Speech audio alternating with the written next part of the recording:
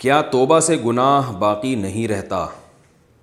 ساجد صاحب انڈیا سے پوچھتے ہیں، اگر انسان کوئی گناہ کرتا ہے،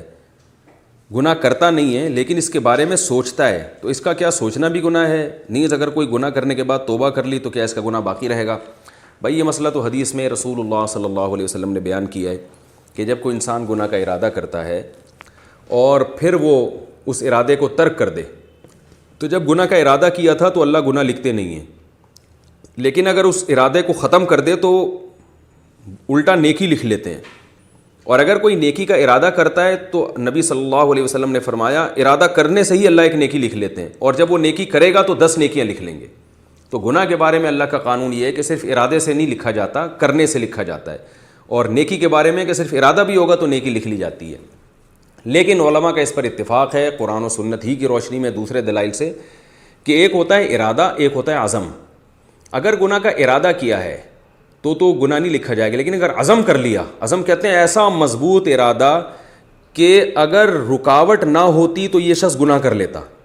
جیسے ایک آدمی نے زنا کا پکا ارادہ کر لیا کہ میں اب زنا کر کے چھوڑوں گا، لیکن اب کیا ہوا کہ ارادہ تو اس نے یعنی عزم کر لیا مضبوط، لیکن ہوا یہ کہ اس کو کوئی انتظام ہی نہیں ہو سکا، اس کی جیب میں پیسے نہیں ہیں زنا کرنے کے لیے، یا کوئی عورت فاحشہ عورت راضی نہیں ہوئی، اس وجہ سے وہ نہیں کر سکا۔ تو یہ ارادہ نہیں ہے بلکہ یہ عزم ہے، کیونکہ یہ تو پورا فیصلہ کر چکا تھا، رکاوٹ ایسی آ گئی جس کی وجہ سے یہ گناہ نہیں کر سکا، تو ایسے عزم پہ بھی گناہ لکھا جاتا ہے، کیونکہ رسول اللہ صلی اللہ علیہ وسلم نے فرمایا فہما فی الوزر سواؤن، گناہ کا عزم کرنے والا اور گناہ کرنے والا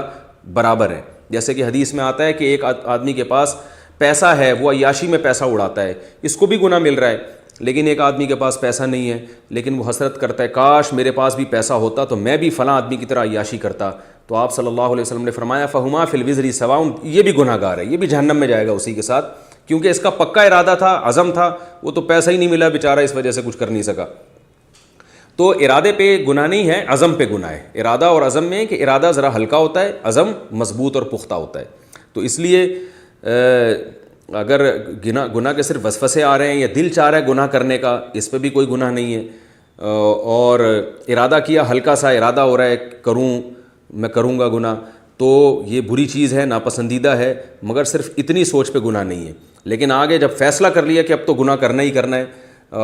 تو پھر جو ہے وہ ابھی گناہ کرنے سے پہلے ہی گناہ لکھ لیا جاتا ہے، اور جب گناہ کرے گا تو اور زیادہ گناہ لکھا جائے گا۔ باقی یہ کہ اگر کوئی سچے دل سے توبہ کرے، توبہ کا مطلب اس کو معاف، یعنی پہلے جو ہو چکا گناہ اس پہ اس کو ندامت ہو، اس وقت گناہ کو چھوڑ دے اور آئندہ نہ کرنے کا پکا عزم اور ارادہ کرے، تو ایسی صورت میں اللہ تعالیٰ اس کے گناہ کو معاف کر دیتے ہیں۔ قرآن و سنت میں یہ بہت کثرت سے اللہ نے اس مضمون کو بیان کیا ہے کہ من تاب وآمن وعمل عملا صالحا فاولئک یبدل اللہ سیئاتہم حسنات، کہ اللہ ان کے گناہوں کو نیکیوں سے بدل دیتے ہیں۔ اس کی دو تفسیریں ہیں، ایک تو یہ کہ واقعی گناہ کے بدلے اللہ نیکیاں ڈال دیتے ہیں، اور ایک تفسیر اس کی یہ بھی ہے کہ وہ اتنا اچھا بن جاتا ہے کہ اس کی اللہ تعالیٰ تلافی کر دیتے ہیں، آئندہ اس کو نیکیوں کی توفیق مل جاتی ہے۔